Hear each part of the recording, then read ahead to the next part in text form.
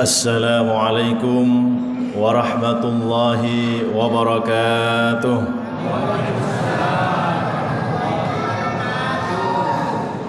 Alhamdulillah, assalatu wassalamu ala rasulillah, sayyidina wa habibina wa maulana Muhammad ibn Abdillah wa ala alihi wa sahbihi wa mawalah. Wala hawla wala quwwata illa billah.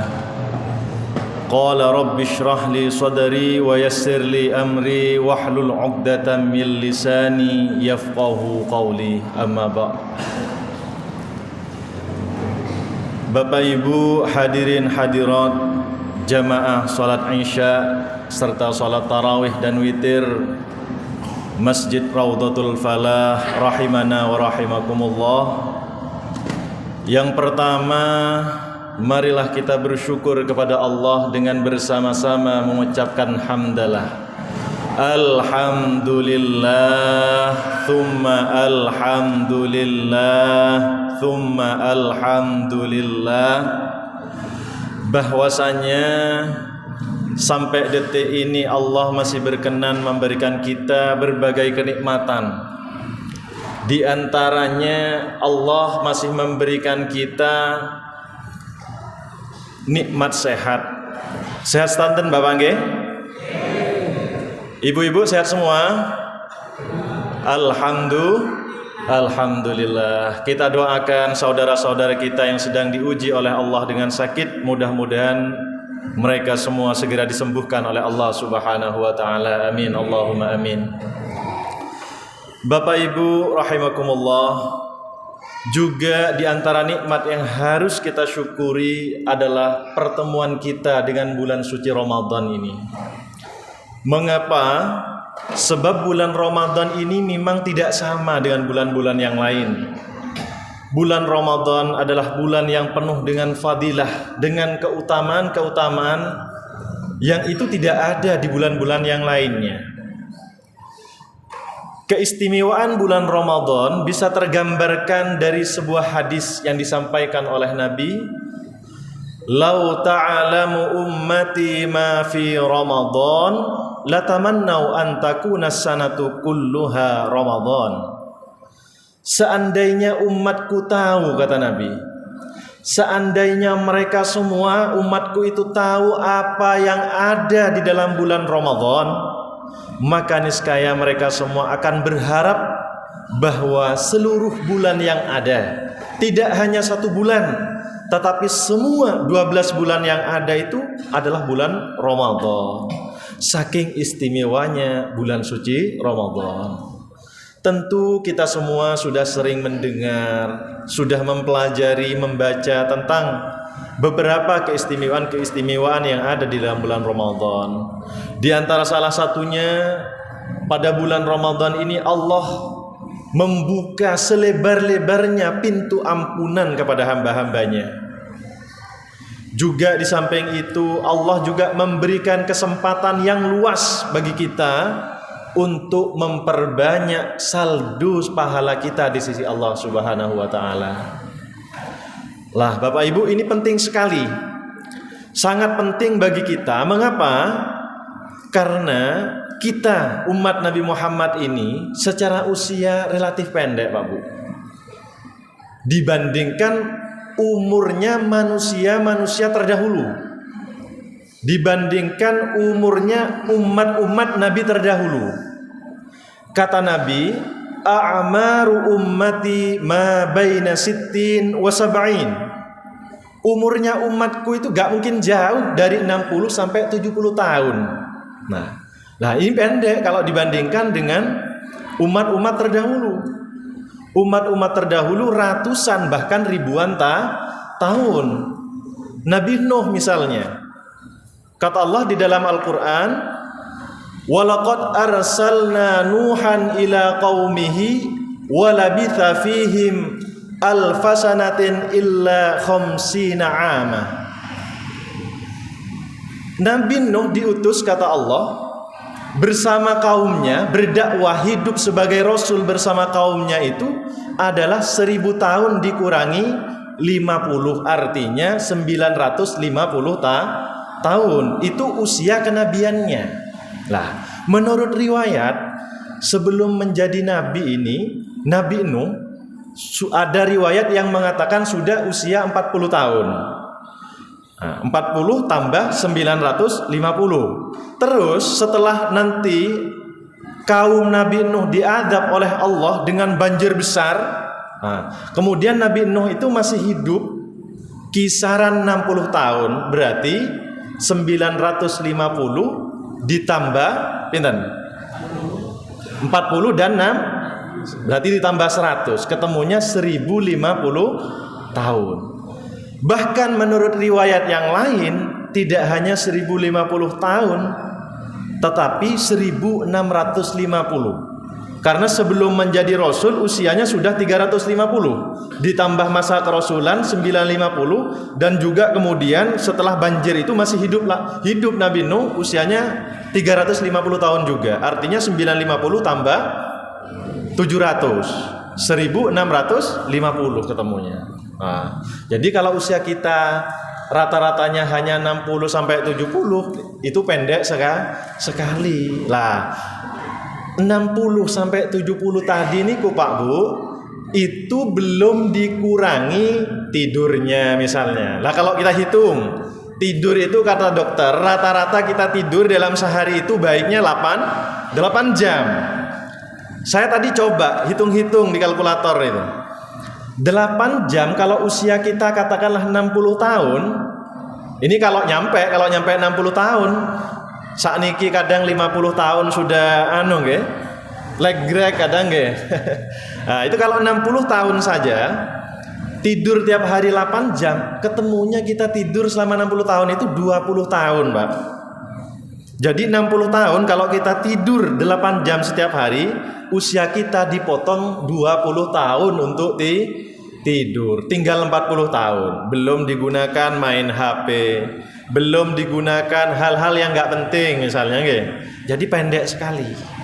Maka hadirin hadirat rahimakumullah, kehadiran Ramadan menjadi sangat penting bagi kita untuk memperbanyak saldo pahala kita di sisi Allah, mengingat usia kita ini cukup pendek, supaya tidak kalah kebaikan-kebaikan kita dengan umat-umat terdahulu. Kenapa?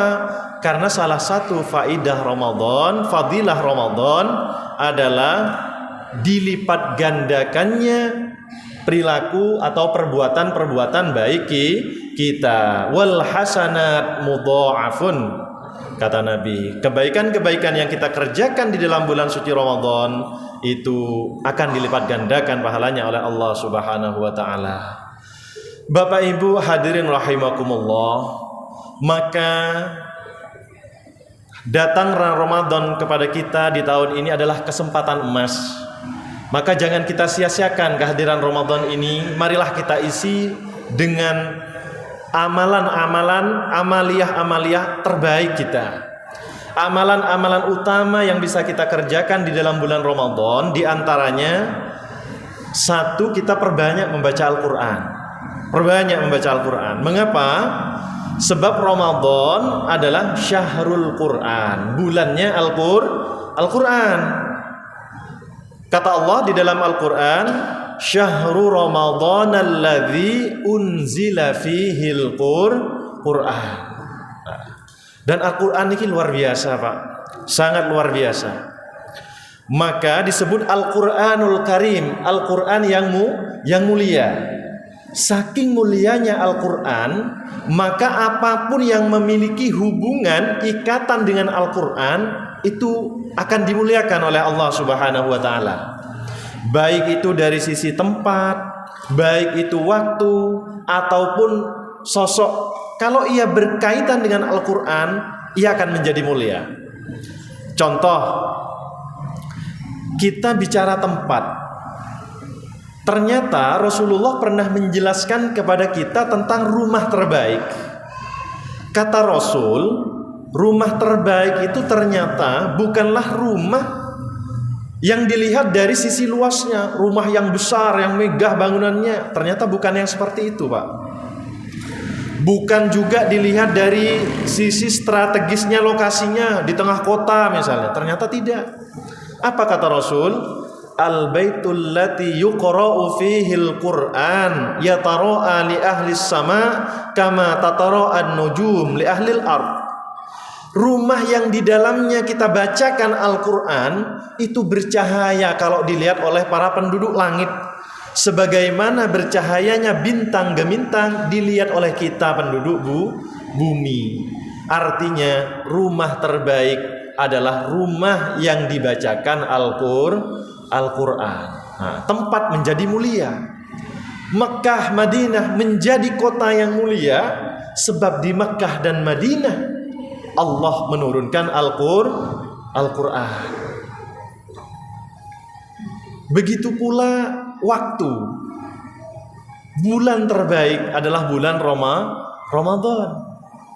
Mengapa? Sebab pada bulan itulah Al-Quran diturunkan. Begitu pula manusia. Manusia terbaik, kata Rasul, ternyata bukanlah dilihat dari sisi jabatan, dilihat dari sisi pangkat, bukan dari sisi itu. Tidak dilihat dari sisi kekayaannya, berapa hartanya, ternyata enggak. Apa kata Rasul? Khairukum man ta'allamal Qur'an wa 'allamahu. Yang terbaik di antara kalian semua adalah yang belajar Al-Quran atau mengajarkannya. Nah, maka siapapun yang mempelajari Al-Quran, membaca Al-Quran, mengajari Al-Quran, mendakwahkan Al-Quran, kita termasuk kepada hadis ini. Khairukum, menjadi manusia terbaik yang memiliki hubungan dengan Al-Quran. Imam Syafi'i, Bapak Ibu hadirin rahimakumullah, pendiri madhab Syafi'iyah yang banyak dipakai di tanah air ini, di dalam bulan suci Ramadan itu menghatamkan Al-Quran sebanyak 60 kali. Artinya setiap hari hatam sebanyak 2 kali. Malam 1 kali, siang 1 kali. Luar biasa. Imam Malik yang biasanya konsentrasi kajiannya itu hadis, membaca hadis, mengkaji hadis, meneliti hadis, mempelajari hadis setiap harinya.